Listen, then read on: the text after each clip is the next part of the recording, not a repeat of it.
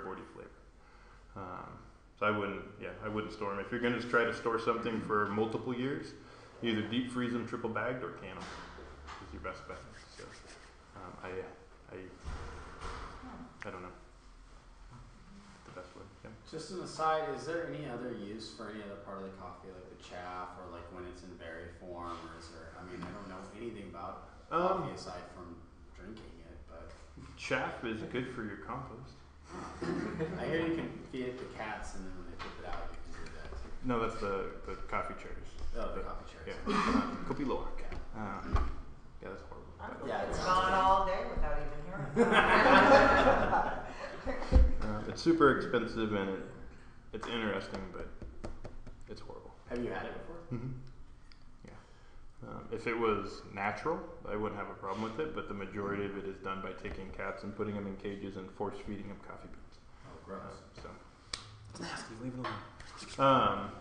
So going back, then coffee is the seed of a cherry-like fruit, and typically the coffee farmers just compost that fruit back onto their trees. So they'll take the coffee, they'll pick it, they'll process it, and whatever comes off the processing, the water and the pulp and everything gets composted back onto their farms. So most of it is reused right there.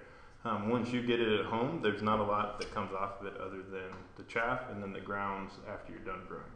And both those are great for your compost.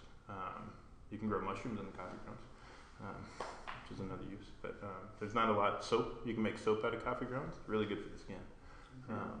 But the chaff, they're exfoliating. Mm-hmm. And then the caffeine is really good for your skin too. Wow. So, yeah, kind of fascinating. But not a whole lot. And then there's not a lot of byproduct. I mean, this is the amount of chaff that came off of, a little roast. So if you do the composting thing at home, then there's nothing to it. I mean, you could pinch this down and make it the size of a coffee bean. There's hardly anything there. Yeah, not a lot of waste. Any other questions? I got one more question. Absolutely, fire away. You have good questions. So, probably at least a few other people here worked at a coffee shop at some point in their life, and I remember that there was like a Robusta and an Arabica bean, and there was like different things that had to do with each one. Does that affect in any way this roasting process? Is there a different taste? Is there any of that? It doesn't affect the roasting process until, like you said, I mean, on a large level, yeah, you treat all different beans different ways, but on a micro level or macro level, no, it doesn't affect it. But flavor-wise, if it tastes good, it's Arabica. So there's two types of coffee trees. There's Arabica and Robusta. And like I said, if it tastes good, it's Arabica. If it doesn't taste good, it's Robusta. Think Folgers, Maxwell House coffees like that. Most of those use some sort of level of Robusta blended into them. It has its benefit, double the caffeine of Arabica, usually a heavier body, and in an espresso it usually pulls a better crema. So a lot of times, like in a traditional Italian espresso blend, they put Robusta in there, and that's what makes it, kind of gives it that bite. And it blended properly, Robusta isn't bad. It adds kind of a nice nuttiness if it's blended properly. But by itself, it doesn't taste good. But double the caffeine, so what do you do? So you mentioned you have many different types of the beans available in your store. What would be the price ranges, and what do you get when you go to a really premium bean versus flavor is really, I mean, that's flavor and character are what you're getting from the more expensive coffees. Typically coffees range, right now they're ranging from $4.50 a pound on the green side unroasted, $4.50 a pound to, well, the sky's the limit, but average $4.50 to $8 a pound. Once you get above $8 a pound, then you're really paying for prized coffees that have really delicate nuances, really great flavors, something special about them. Something you're not going to want to learn to roast on. No, and unless you have really good control over the roast process, then I don't tend to recommend the expensive coffees. A good quality El Salvador is going to taste just as good as a good quality Hawaiian, but cost a third the price. So for most people, if you have a really good palate or have been playing around with coffee for a while, then it's absolutely worth investing in some of the higher priced coffees because they definitely have something special to them. But starting out especially, and even yourselves as you go forward, if you don't have a really good palate or you just don't care, why spend the money? That's not worth it. So, any other questions? Yeah, actually, you mentioned mechanical popcorn makers. So yep, hand crank, absolutely. Well, yeah, so the thing finds a second etch up. The other thing that I've seen, I've read about were the air poppers. In Great segue. I planted him too. So who wants to be the guinea pig and show the rest of the group how to roast in a popcorn popper? You got to take the coffee home with you. Victim, yes. And you guys can all come up, and there's not a huge group, so you guys can all come up and check this out. So let me get this out of the way and grab my popcorn popper. So let's see how much you were paying attention. Remember how to do this? Yeah. You put the coffee in and watch it. Exactly. I remember the plug-in part. So I've custom melted my butter dish to hold the perfect amount of coffee. So go ahead and fill that guy up with a little bit of coffee there. Yes, sir. I noticed the air circulation. You talk about the difference between the hot and air. Yeah, I think you missed that part. We covered that at the very beginning, so I'll go back over it for you. I wondered if it made any difference. It does. This is the one. Yeah, the ones with the fins around are better. So we're going to put the coffee in there. We'll go ahead and plug it in and get it started. So put it in here first? No, go ahead and plug it in and get it started. Once it's running, you can go ahead and put your coffee in there.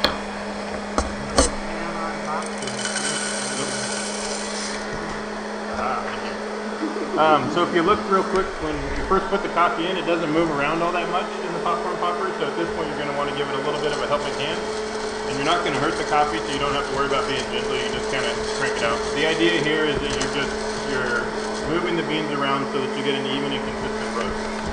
If you were to leave the coffee sitting there, then the beans on the outside would scorch, and the beans on the inside would remain unroasted, so you get kind of an uneven roast out of it. You usually only have to stir it for about 30 seconds or so, and then you'll see the beans start to move around nicely on their own, as you can see they're doing now. Yeah, just as they start to dry out, so if you look kind of sideways to the light, you'll see the steam coming off the coffee at this point, and the chaff. So once they're moving around nicely on their own, if you're roasting someplace where you don't want to blow chaff everywhere, you can throw the lid on it. And again, if you look sideways to the light here, you'll see the smoke and steam coming off of it. Oh, so this like really was I haven't cleaned it in a while, so it's a little extra smoky. At this point, it's mostly steam coming off of it, though. You feel it. But one of my favorite parts, especially about roasting in a popcorn popper, is the aromas that come off the coffee when it's roasting. At this point, it smells like a warm wheat field.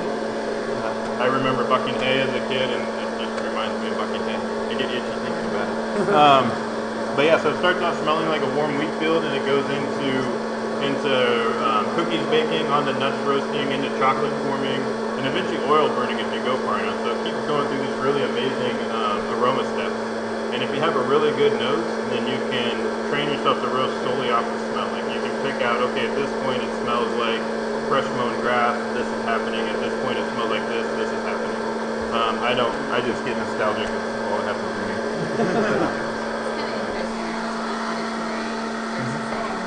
Yeah, absolutely. So there's the coffee's already gone through the green stages that end to the yellows and moving into the golds at this point. Still got quite a bit of chaff coming off it here. So this is your coffee to take home. So how do you like dark roast, light roast? I'm gonna go light on the lighter side. Absolutely. I'm worried about these flavonoids or whatever escaping. The molotov. Yeah, the molotov. I don't Yeah, so some of them, then yeah, you have to build like chimney on it so to keep the beans from flying out. No, it just depends on which one you have. And each popper is different. Like you have to kind of modify your roasting technique based off the poppers you have. It takes a little bit of kind of a DIY spirit. So we've moved through the golden stage and we're working our way on the light browns at this point. We're probably a minute away from the cheater. We're a minute away from the first crack at this point, except for that guy. We always get a couple early bloomers. No, it'll get there. In the beginning, they kind of come at different levels, but as we get towards the darker roasts, they get very louder. Popcorn maker too. You don't have the big plastic lid over the top, so you get a fraction much more significant here. So that's the first crack starting there. I was way off on my timing. You see the beans are all getting into that nice light brown color. You can see the uniformity picking up. So if you're said a light roast? Yes. All right. Here's your colander. So like I said, once you get towards the end of the first crack, you're going to get a little blast of chaff at this point. But as we get towards the end of the first crack, then the majority of the chaff is gone. So if you're roasting someplace where you're okay with a little bit of chaff flying around, you can pull the lid off at this point. Okay. It'll extend that first crack time a little bit, and it'll save your lid from melting all the way. Just one quick question. Hours are short. What hours? Yeah. We're 10 to 6 during the week and 11 to 6 on the weekends. Other way around. 11 to 6 during the week and 10 to 6 on the weekends. Okay, so 6 p.m. Yep. Okay, thanks. Thank you. Thank you. See, it's all a nice light brown at this point. We got a few more snaps of the first crack finishing up. We'll let it go a little bit longer. Let's just shut it down. This particular coffee comes out pretty well on a light roast. So we haven't started the second crack yet. No, he wants a light roast, so we're not even going to go into the second crack. Oh, okay. We're not doing it. A little bit longer. So when you get to, in the popcorn popper at least, when you get towards the where you want to be done, you just unplug it from the wall or whatever you're plugged into and dump it into a colander, and then you just want to shake the colander to pass air over the coffee. Do you have a recommended coffee grinder? Yes. Electric versus A burr grinder. period dot. Yeah, hand or electric, but if it's good, shut it down. You got distracted. Dump it into your colander. And you have a little bit of smoke coming off it at this point, but there, look at that. Whoa. There you go. Bigger colander, harder to spill. There you go. It does. It smells like burnt toast. Yeah, at this point it just smells like burnt toast. But this is the same coffee that we had in the jar that we passed around earlier. After. So just kind of for the record, it's kind of the best way to do it is to kind of roast as much as you're going to use in a week.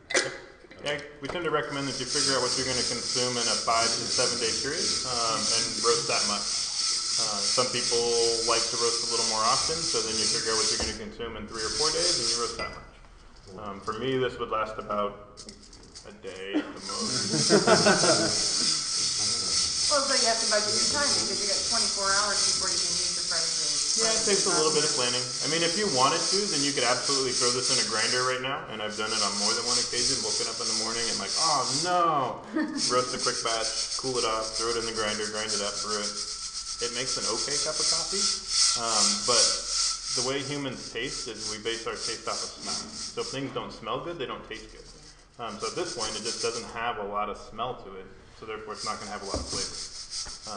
And then much like soup or lasagna, it'll taste good, but if you let it sit for 12 or 24 hours, it tastes 100 times better. If you're in that crunch time, the 911, do you tend to roast it darker than you normally would to have that immediate No, not necessarily. more aroma? Yeah, because you don't necessarily gain aroma by roasting it darker. And in Okay. fact, a lot of the kind of more charred components take even a little bit longer to develop. So if you like a dark roast, then 36 to 72 hours might be a little better than 24 hours. Oh, that's good information. Heat transfer to the bottom of food. Yeah, that thing gets super hot. Watch your hands.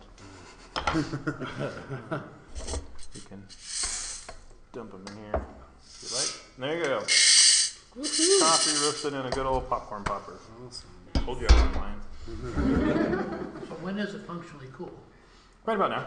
I mean, they're still hot, You know, but when you can touch it, or when? yeah, when you can hold it in your hand and it doesn't hurt. Okay. At that point, it's well below the roasting, and then you just want to spread it out to dissipate the rest of the heat.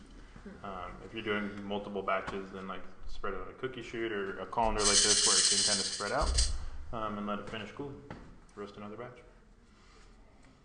Is there a spot in town to get, like, because I had a roommate that had like a hand crank grinder. It was really cool. That makes a good, is that a good grinder? If it's a good quality burr grinder, then absolutely. Okay. Yeah, hand cranks can be a very inexpensive way to get into a good quality burr It grinder. was super wicked too, because then people would come over and you'd be like, oh, let me just make some coffee. I'm really impressed.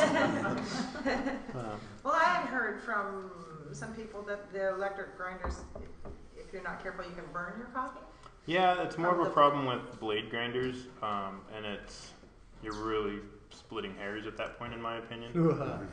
The biggest problem with like the Worley blade grinders is that you get a very inconsistent particle size. And the whole idea about brewing coffee is extracting flavor from the coffee bean. And you're starting with a bean like this, and you want to extract the flavor. How hot you run your water, how long you let the coffee bean soak in the water, and what type of particle size you start with is all going to go into what your coffee tastes like. So brewing coffee at home really comes down to what particle size you start with. And with a blade grinder, then you get talcum powder and whole beans in the same basket. So it's really hard to extract the flavor because you have a very inconsistent particle size. With a good quality burr grinder, then all the particles are going to be a fairly consistent size, and then you can go about extracting the flavor. If the oil in this, sorry if I'm taking the floor, but if the oil in this is what goes rancid, is there a method then, or does it matter about cleaning the burr grinder?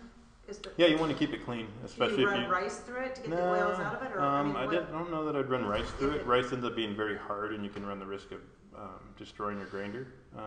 But there's cleaning things you can run through it. A lot of times it's just a matter of getting a brush in there and brushing it out. If you like really dark roasted coffee, it's super critical. If you like lighter roasted coffee, it's not as important, but it's always a good idea to keep it clean.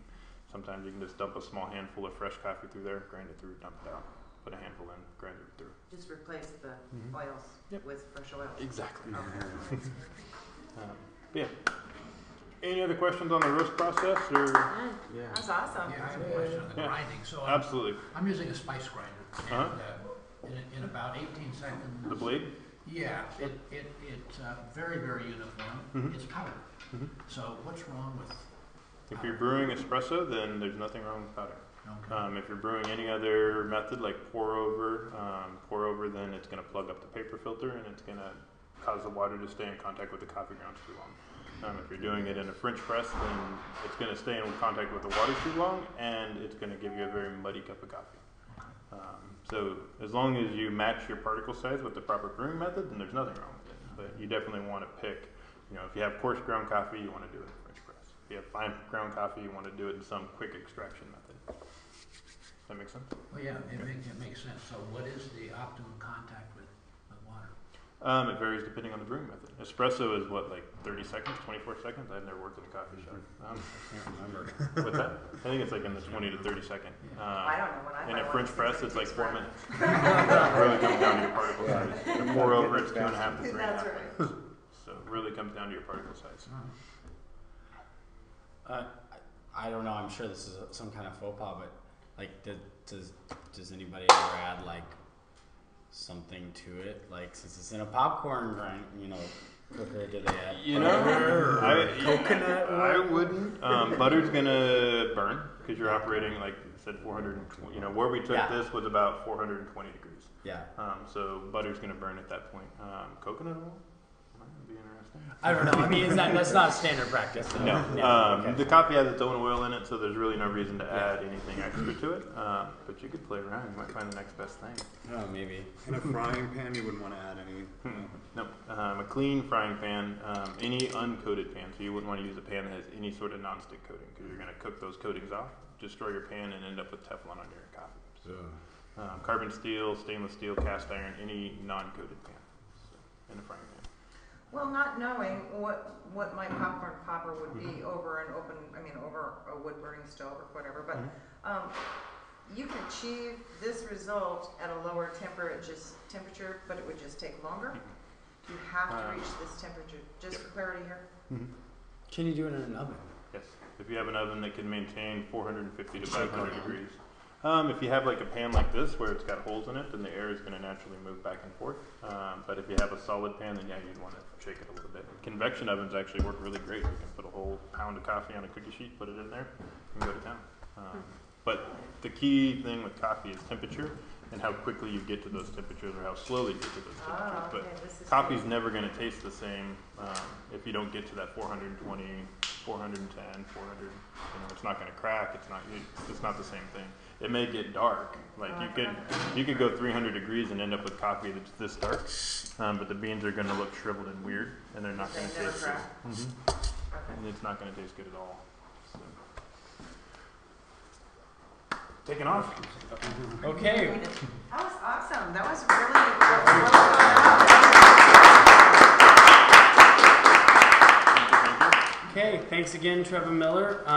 We return again on April 2nd with Carl Anderson and his talk, Aqua Choppers of Chunk 666. Chunk 666 is a mutant bicycle club and civic society which has been building, riding, destroying, and rebuilding human-powered choppers, tall bikes, and battle wagons for 20 years. We previously held free yearly public gladiatorial contests and historical reenactments, but more recently prefer to enjoy ourselves privately. One way to do this is with a regular amphibious camping trip to Ross Island, a hollowed-out toxic waste dumping quarry in the middle of Portland. This talk will briefly discuss our history, our philosophy of building machines out of trash, and our interactions with the city around us before describing how we create, operate, and destroy amphibious human-powered vehicles. Carl Anderson is a hardware and software experimenter who is good at thinking up projects, but bad at predicting whether or not they will be practical. He's recently been involved in a traveling post-apocalyptic training installation and a free telephone company. Thank you very much. If you grab the book, then any questions you have or comments or whatever, feel free to contact me by email or come and visit our shop whenever you're in the area. That's awesome. Glad you enjoyed it.